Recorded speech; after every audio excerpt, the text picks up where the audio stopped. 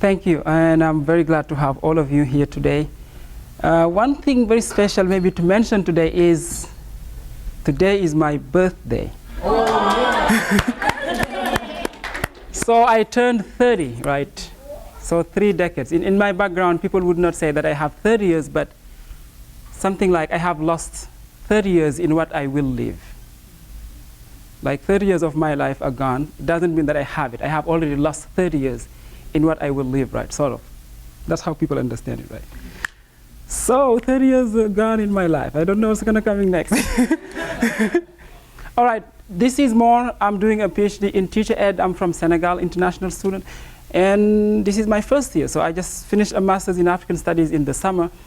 And I had 1 year at Michigan State before coming here as a Fulbright student in 2009 and 10. So I think that's enough for me. No more details. So thank you all for being here today. And I will try as much as I can to share with you, and it's going to be an exchange, something that affected me personally in my education, because there was a change of system in my university. And when the system came, I already finished my the first year of my master's, so I only had to finish the thesis. And with that new system, then a lot of things get jumbled, and then I finally left the university for the College of Education, and that's how I got here. So there's something a bit related to myself. And this is about the LMD system, in French, LMD, licence, which is BA, master, which is the MA, and doctorat, which is, you would understand it here as a PhD. So LMD means licence, master, doctorat, the BA, the MA, and the PhD. And I will explain later on as we go down to the different slides what was the changes with this new system and what did change in relation to what was there before the system. And I will go more into details. And here is the outline we're going to try to go together through. And as I'm going through, sometimes some of my explanations will be my sort of personal voice. Not too personal, but you will hear something that will look like, how did I find myself in that system? Right? So some of these sections, you will really hear something that's different from what the system is talking about, but my personal voice. So some demographics and specifics about Senegal, and then an overview of the educational system. Very quickly on teacher preparation in Senegal, what are some issues and perspectives, and how are teachers trained, what is required for teachers, elementary school, middle and high school, X, Y, and Z. And I'm going to go to the LMD system, and I will, before giving some details in the LMD system, I will talk about what was there before the LMD system, like what people call the ancient system, right? Which a lot of students had a problem with, because most of them, their own higher education was affected by a new system that was implemented in a very quick way.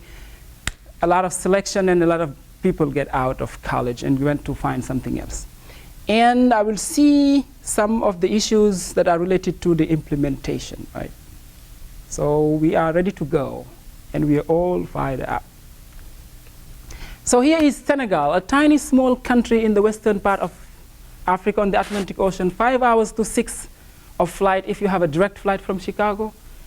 This is the country with some of the symbols of the state, the lion, and the baobab tree, which is a big giant tree in the savannah that can live around 100 or over 150 years. Very long, a big tree that's the symbol. And you have un peuple, un but, une foi, that's the French. One people, one aim, and one faith. So that faith is not necessarily religious. It's the faith everybody has for the development of their own country. So it's not really religious. Some demographics, and this is the beginning. It's a secular republic, has a lot of things to do with the French tradition, colonized by the French and get independence in 1960. April 4th, that was yesterday. So I was born 1 day after independence, Right, so I was born 30 years ago in the past. The area, roughly slightly smaller than the state of South Dakota. Square kilometers as opposed to square miles. We use the kilometers as opposed to the miles. 13 million people roughly. It's a tiny small country though, right? I don't know whether you guys have heard of it or not, but it's not a big country. If you compare it to Nigeria, Giants, or South Africa, it's, just 13 million. The capital city, Dakar, 14 states, what you would call state, we call them regions, right? And one specific, maybe 40% of the national budget, the annual budget to education. It's a public system in which everything is free from primary school to college. So students have scholarships at college, so the state has to have an idea about public funding to sustain that. I don't know how long that will take, but they got 40% of the annual budget to this. Main ethnic groups, the Wolof people, and you have the Serer, the Pular, and a lot of other groups. So these are the main. Wolof is the most important in terms of numbers as an ethnic group, but the language Wolof is spoken as a lingua franca, a language of wider communication, by almost 85% of Senegalese. So people whose native language is not Wolof, they can speak it, and it's the main language of communication in the country. Something that could be like Swahili in Tanzania or Kenya, or somehow in India, Urdu or Hindi, I would say, in India, maybe. I'm not very sure, but you people can correct me if I'm wrong. So that's what you have. Age demographics. This, when I checked this on the CIA World Factbook, I was really not amazed, I was just surprised that the things were like this. 43% of the population is under 14. So roughly more than half of the population, around 63, is under 24, under 25. So the population pyramid is like this. You have a basis that is very large, the middle relatively okay, and the top very small. So you have a very large number of people in the active population. And if you have a country that does not have a situation, an educational system that can have more training than the job opportunities that can be found, then you end up having a high unemployment rate, and that's the situation. Very quickly, in religions, it's a majority Muslim country, 94%, Christians 4%, 5% I would say, and other, what people could call indigenous beliefs, which I disagree, because the term historically has something wrong with it, right? I would say other beliefs instead of indigenous, right? So that's what it is. So even if Islam is the majority religion, the system is not on, let's say, what you could call Islamic law. As understood here in America, people use Sharia law, which is a term that is that's used in a lot of different ways, that if you're a Muslim and you identify to how people are using it, people don't get what it means. They don't really understand what Sharia means. Sharia is the law as God sees it, and the application of that law by human intellect is the fiqh, that's the jurisprudence. So people just take the concept of Sharia to say, that's what people want to do. No, the Sharia law is the law as how God wants it. Now the human attempt to interpret that law and to put it into practice is called the fiqh. It's an Arabic term, and that's the jurisprudence. And that fiqh has different schools. So that's why when people say the Sharia law is Islam, you know, that's another debate. So anyway, so 94% of the population Muslim and I think I'm done with the demographics and specifics. Now here, this is a quick overview of the educational system from what you could call preschool up to right over there. One first thing to mention, in preschool, what you call le préscolaire, you know, in red you have the age for kids who go to those schools. One first thing to mention is that at this level, this is not required. So the education that is required from the state policies right from elementary school. Because here, most of families, particularly Muslim families, rather than sending their kids to preschool, which they identify to be a little bit French-based or French-oriented, they send their children at that age to Islamic and Arabic schools for religious studies and other things related to their own religion before actually going to elementary school. I did that, you know, in my own family. So that's what you have, 2 to 3 years, it depends. This is not fixed. Elementary school, 6 years, but you may have people who do the elementary school in 5 years, and here is the reason.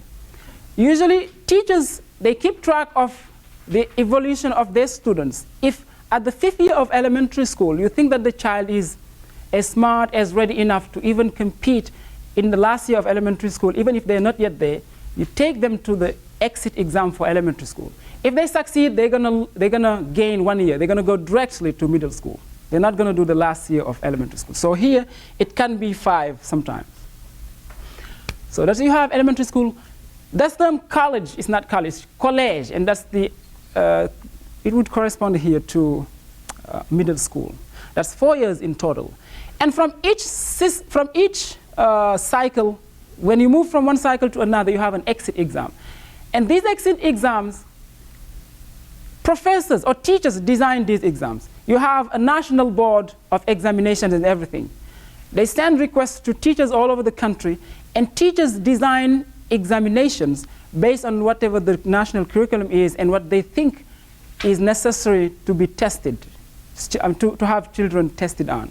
And the national board go over this, submissions and everything, and by the end of the half of the academic year, then there's a decision about what the subjects will be. But for sure, they will make sure that issues related to ethics and whatever, so that the national exam will be safe of leak outs or anything, because teachers know what may go out as in the exam, because they were the one proposing, right?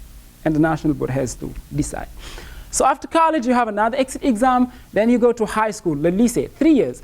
Now, a lot of things are happening at this point, because that's where you will have, it's like different trends. And these, series, it's like streams. What would you call a language streams, or a science stream, or a management stream? It's called series. And now at this point, students, based on the results of the how do you call it, not the college, the middle school, they are put into different streams.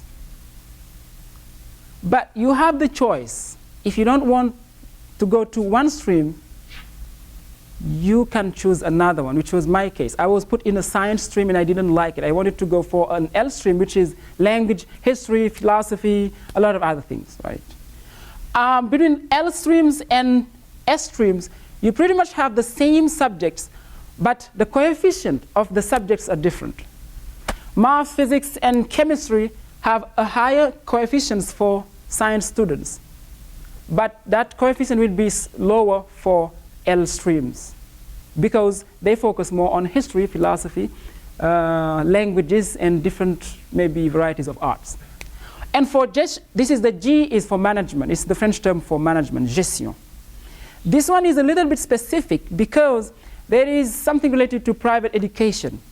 Some of the high schools here, most of them in terms of how they regulate their own education, they are private. And some students, based on the socioeconomic status of parents, prefer not to go to a public school that has a management system, but they prefer to go to a private school.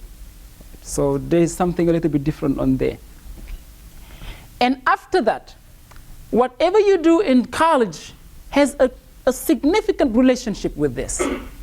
It's extremely, extremely rare to have someone in this L stream in high school to do a college degree in an S stream. Extremely rare, because they are prepared differently. The content of the curriculum is a bit different in terms of size and what they focus, because the coefficients are different, and they're not trained in a similar way as to get ready for college. Because this is, we're gonna get you guys get ready for college so that it's like a continuation. That's why they call the whole process the process of education. It's like one thing, one process at different stages, and then everything happens different times, and depending on what the goals of that system are at that particular point. Something very quick about teacher preparation. First of all, you have, or we have, what could be here a college of education, but it's not really like a college of education. It's something part of this university system, but it's an institution on its own, and it's called the FASTEF, Faculté de, let me use English. It's a college for the training of teachers, but it only trains middle school and high school teachers. For elementary school teachers, they are trained in the EFI, École de Formation des Instituteurs, schools for the training of teachers. And Senegal has 14 regions. Each region has its own school for the training of teachers. But the one that trains middle and high school teachers is a bit national. And you apply, you have an entry exam. And then you see some of the details right here. The BFEM is the exit, is the diploma you get at the end of middle school. The BAC, which is the baccalaureate at the end of high school, and the rest you guys know. Now there's a little bit of change I think it's a change in progress. Is elementary teachers will have now to provide a high school degree rather than that one. So that's a change in progress, which will make a lot of things a bit tougher because they're thinking more in terms of an education, quality in education in terms of. Very quickly, some issues in teacher preparation. The training is really short, particularly for elementary school teachers, 6 to 12 months. So I think that's very short. Sufficiently qualified teachers, I think that happens in a lot of underdeveloped countries or developing countries. And for something I think is a problem in how I was trained is the collaboration between universities and schools, particularly for the training of middle and high school teachers. Now I come to this, what I will be focusing on, the LMD system. It's in the university where I was, the University Gaston Berger, St. Louis, Senegal, in the north. A very nice city. It's called the city in water. The city is between the junction of the river Senegal and the Atlantic Ocean. So, you see that. Before the LMD system, this is what happened. You have a BA in 3 years, an MA, maîtrise in 2 years, a doctorate. Now, this is called the first doctorate, called un doctorat de troisième cycle, a third cycle doctorate, first cycle, second, and third. And after that, sometime around 10, 15 years, depending on what the professors have produced in terms of intellectual contribution, then you end up having a doctorat d'etat, a state doctorate, which many of them even don't end up having, right? Because issues of time, resources, X, Y, and Z. That's what happened before the LMD system. Now this is what happens when this system came. With this system, you still have a BA, you still have an MA, but the change is at the PhD level. There's no more 2 PhDs now, only 1 unique PhD at the end of 8 years in college, right? Now from the MA, you have 2 trends, a professional MA and a research MA. People who want to do a PhD, they go for the research MA. If you don't think that you want to get out and get a job, you just go for the professional MA. But the problem was, in the junction between the MA and the PhD, when the system was implemented, there's a lot of confusion, a lot of, for students, very controversial issues, because the selection was not very clear, and I will come to my next slide on that. And many students get just frustrated, and then they left. So this is how the LMD system is, structured very quickly. Now, the local and the global, this is how it's put into play. You have the system at Université Gaston Berger, and a lot of things related to that system having an impact on how the system is implemented. You will see how the consequences will be in relation to that impact, I mean. First of all, international partnership. The university has a lot of partnerships with European universities, other universities in what is called the South-South cooperation in higher education with Brazil, with, Brazil, and which other countries? India and in Iran. Those are the 3 countries, what you would call the South, in a way, right? The degree harmonization, and that is related to the CAMES, the African and Malagasy Council for Higher Education. It's a total of 19 countries that have a kind of harmonizing system, certifying the degrees and the programs and a lot of other things. So the university has to respond to a lot of demands on that way. The mobility of the teachings. These 19 countries in the CAMES, the Council, the African and Malagasy Council for Higher Education, they try to have a harmonized system of teaching so that students from one country to another don't necessarily need to take an EPI or a test for international students, right? Or to have their degrees translated to have the credits to match on that system. So they have a harmonized system so that if you move from this one to another one, you don't necessarily need to do some administrative, I would say, balancing. And the other one is the transfer of credits. By that same system, you can transfer your credits from one country to another. What is more significant for the university is in the CAMES.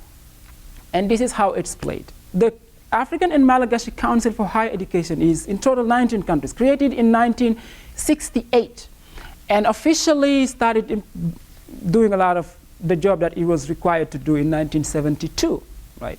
And this is what they do: organize and promote knowledge production in higher education in terms of, collaboration.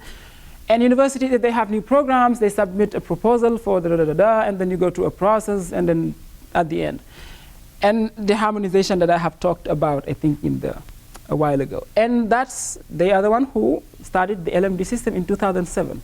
My university adopted this system in 2008. That was the second year of my master's, right? And they were the one or two of the first universities that started doing it, right? Now, when the system came, that traditional problem with reforms, right? That everything can be better, no matter how good it is. That's the main aim in every reform, right? But the usual problem is whether what you intended to do will actually match what you end up seeing. And the main problem was that the intention was to have a harmonization of everything. Everything will be fine, you guys X, Y, and Z. And before I get to the problems that it created, I want to talk about what I think the system could be implemented. And that's something I think reasonably, right? You have 3 cycles: the licence, the master, and the doctorate. It's a new system. When it came, people were already in something. The first one, maybe strategy you could use is only for first-year BA students, and that's it. Or everybody else continue with the ancient system. Finish your degree and just go. So that first-year students it's like a system for them, and there they go. Or first-year students plus first-year MA students. Because the first-year MA students just finished their BA. So they can fit into a new system that will have a new MA that is also 2 years. So you take that trend, that could be a second option. Or A plus B plus first-year PhD students who just finished their MA and who are starting their PhD now.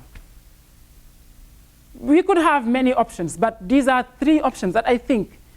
As a student, I participated to some of the meetings between the administrations and the coordination of the students.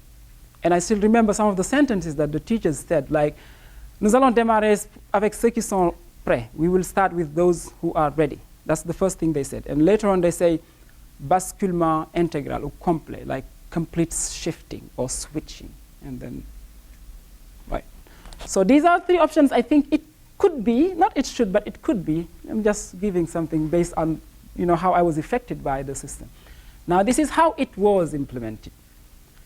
That complete switching is, hey, come on, everybody gets on the same boat and we try to sail away across dangerous rivers, but we don't know how the weather conditions will be. If we were lucky to come aboard, then that would be cool. If not, sink or swim. Some of us did sink, right? So, and then what happened? A disorder. The junction MA, PhD. You have 3 kinds of students. Students who just finished their MA, their BA, and who automatically now are first-year MA students. Students who just finished their MA in the former system and who only have 1 year to go for their thesis. That was my case. And the last one was students who are already in the PhD system of the ancient system, but who are done with their coursework and in the process of their thesis. So everybody brought back to 1 year, first-year MA students of the new system, which doesn't make sense to me, right? Anyway, and the second thing is confusion in the selection criteria. When the system came, the university said, traditionally in the system, in the LMD system, there's no selection within a cycle. You don't select students to go from the first year of the BA to the second year. Everybody who gets the credits, they go to the second year.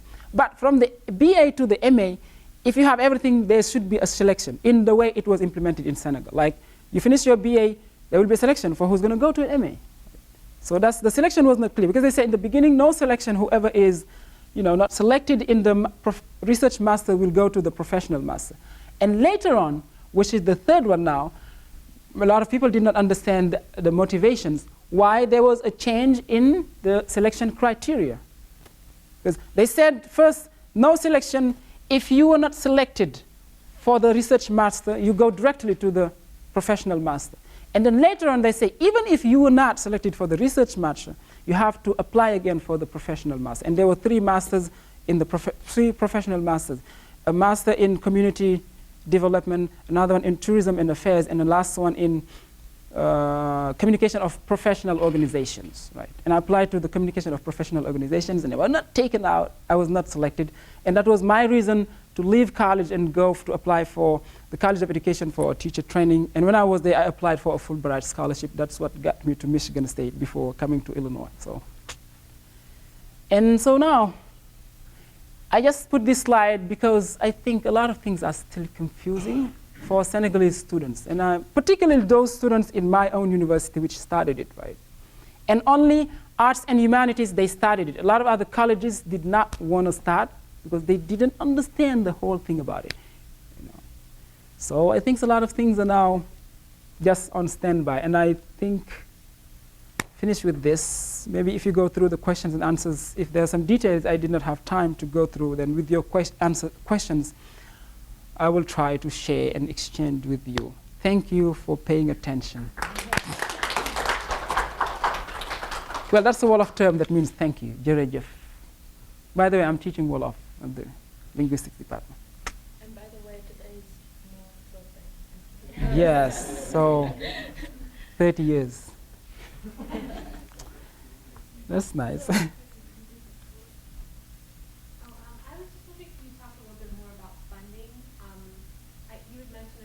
Private institutions as well, especially from college and beyond. Are they all public institutions that are funded by the government, or in terms of accessibility especially? Public institutions are all funded by the state.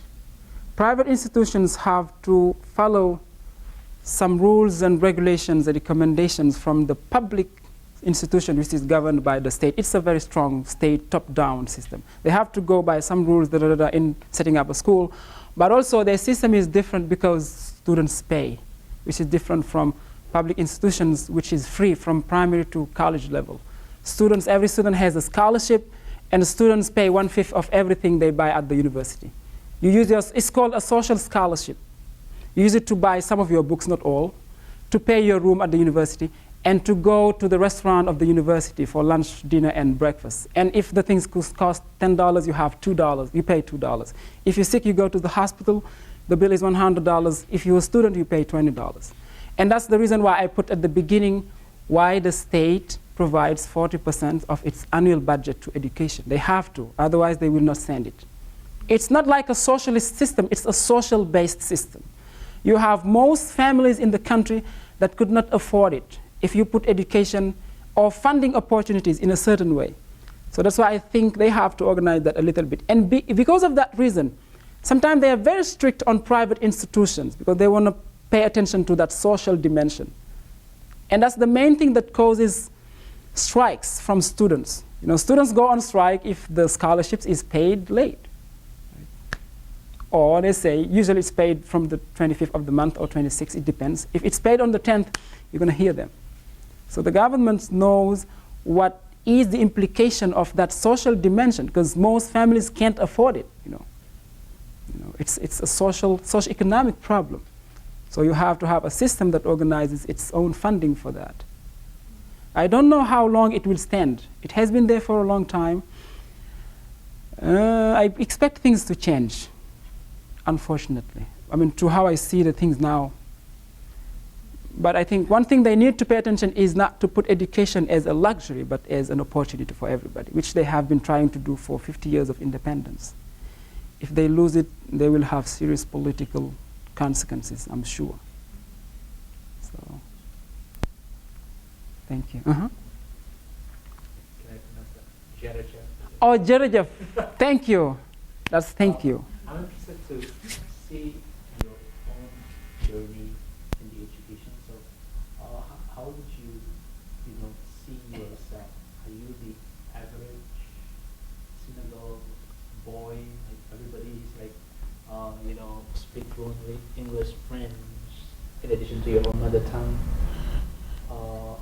So I want to see if you are like the average of, Or if I'm the privileged, or I'm the elite, or I'm the 1%, or mainstream.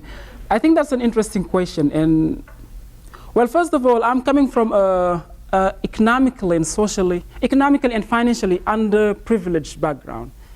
My family could not afford it for college education if we didn't have that system. I come from a very tiny, small village in the region of Thiès, closer to the capital city, less than 500 people. So the way I see myself in that system is, well, first of all, language-wise, you have your mother tongue. The system is in French, and everybody has to take English after elementary school. You have to. English is the second foreign language everybody has to learn in middle school. By the end of middle school, everybody has to either take another foreign language, which will be the third one, or take, at that time, I don't know whether it's changed now in middle and high schools, physics and chemistry. And most of us, very interested in learning about a lot of things, took another foreign language. And I don't know how I see myself in the system. If not that I have to recognize that the organization of the system does give more opportunities to a lot of people, particularly those who could not afford it. Right? Now, I'm the first one in my family to actually get an MA, right? Or even go to a PhD. But I have brothers who are older than me. And they have to stop the education system for some social issues, right? And, right, so I don't know what if the welfare system can be the best way to describe it or not. I don't know exactly. But for languages, everybody has to take, you will have at least before college, 3 languages in top of your own mother tongue. 3 languages, or at least 2. Right. You're welcome. I remember you said you were placed into the science part in high school. How did that happen? It happened based on your results at the end of middle school, in physics, chemistry, maths, and what we call natural sciences, which would be something like earth sciences. So based on those results. But I was at the same time strong in languages, history, and language, history, and geography. And I was more attracted, because of the many languages I was speaking, to going to an L stream rather than a science stream. Did you have choice? I did, yeah. They put me in a science. I say, no, I don't want. I went to a language stream, which I don't know is whether a mistake or not. I'm not yet sure.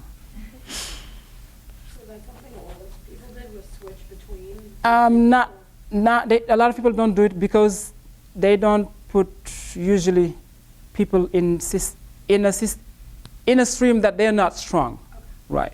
So the Fortunate in that you were good at multiple things. Yeah, a lot of things. I was a bit balanced, so I don't know. I didn't want to do science. I don't know. Not science. It's just maybe I was too young to take what could be better for me. I'm not sure. In China, it's kind of similar that, and after 2 years of high school, you can choose to go either science field or the labor arts and project government stuff. So then it kind of they teach you different class. Even though I was I choose the labor arts part, but I still have to take a basic physics class. And then what do you choose in high school basically kind of make you it's a major in college. So this is really interesting to me that you got that similar thing here. Yeah. Thank you. Mm-hmm. Could you explain, and you showed a list of 19 countries, and then you said something about India, Brazil, and Iran? India, Brazil, and Iran, that's the South-South cooperation in terms of training for people in universities in relation to vocational schools. Like we have a technical cooperation with India and Iran in terms of car components manufacturing. And for India, it's usually about computer science and a lot of things. So that's a bit vocational. And you have corporations with other countries also, like France. The main cooperation is with the French, right? Because there's a complete colonial or post-colonial legacy with education and a lot of other things, right? And the CAMES, those 19 countries, this was created in 1968. Originally 17 countries, but later on 19, right? They had a common goal right after independence, that sense of, getting African countries together for a kind of unity, because the political and geographical boundaries did not reflect the social, cultural, civilizational boundaries that existed in pre-colonial time. So that was the idea. So trying to have some sense of community, some sense of unity. But I think it's still something in progress. So can you notice a similarity within those 19 countries?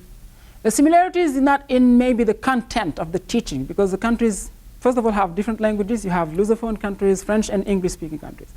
And some of these countries, for those social and local contexts, may not have the same content. What they have maybe in similar is a common aim to harmonize their degrees and whatever is certificates in terms of public policy, so that the mobility of the students in different countries can at least be in function with their common policy that they have set together. Let's say if I move to Burkina Faso to study, I don't have, let's say, to take an entrance test or for something else, because things are harmonized. The degree I got from Senegal, I can introduce it to go to the next level. Right? So that's what the intention was. And the local universities have to abide by some conditionalities to fit that. If they don't, things at this level, because this is an institution that is given some kind of delegation of power. So universities have to sacrifice some local situations to, attend to that one. That's why you see all of these reactions and people don't get it, but they forget that it's a connection between what's happening here and what the state has said in terms of commitment in relation to what is in the rest of the world. So sort of. Mm-hmm. One of the things, maybe you have an question. Sorry? No. I think. One of the things that's striking for your presentation, and when we were talking about your presentation the other day, is about the role of teachers in the Senegal society. Mm-hmm. So I would like to know more about that. How society values teachers? Are they like an important element of society? Because they also influence in the examination that they are doing in the country. So that for me was really interesting. And the other thing that I would like to know more about, you say that when you were in your college, university, it wasn't so clear why they have to start being part of this system, why this change starting in the university. So I would like to know what kind of explanation was given to the students, and why they have to do it. What are the reasons, the important reasons to start to change this system? I wasn't so clear about it. Well, thank you for, I think both questions are interesting. The first one, teachers as a profession is not as valued as if you compare it to other professions, right?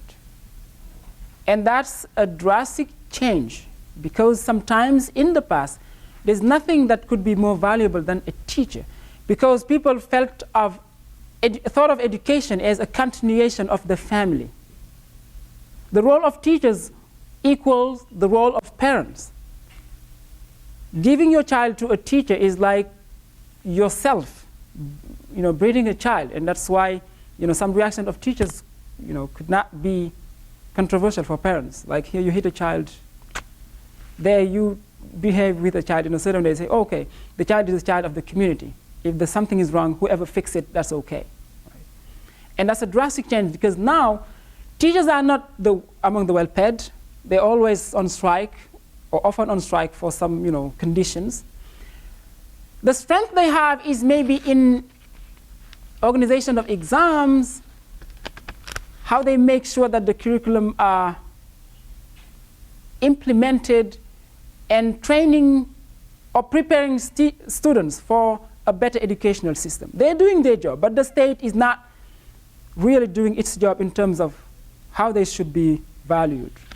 And I think that's still a problem. I don't know whether that better answers to your question or not. But they do have a significant role in designing of exams, whatever is related to the process of the education. But in return, I think we have a long way to go in the way we value our teachers. The other question, the explanations that were given. You remember the reason why I said there was a lot of confusion and nothing was clear, particularly for students? Because things kept changing for the administration, the reason why. And reportedly from students, because we were not sure about that, reportedly, we would say among ourselves that in the LMD system, teachers have to be evaluated by students. The number of students teachers will have to supervise will be reduced. And whoever is given, let's say, 10 students to supervise has to go through the normal process as things have to go with the new system, which was not happening in the ancient system, because you could finish your master's at even sometimes more than 2 years because your advisor was not doing what he or she was supposed to do. So teachers felt, for students, under pressure. If this new system happens, you're given, let's say, 50 students to supervise. The amount of work or conditions or whatever they would be accountable to would be just amazing for them.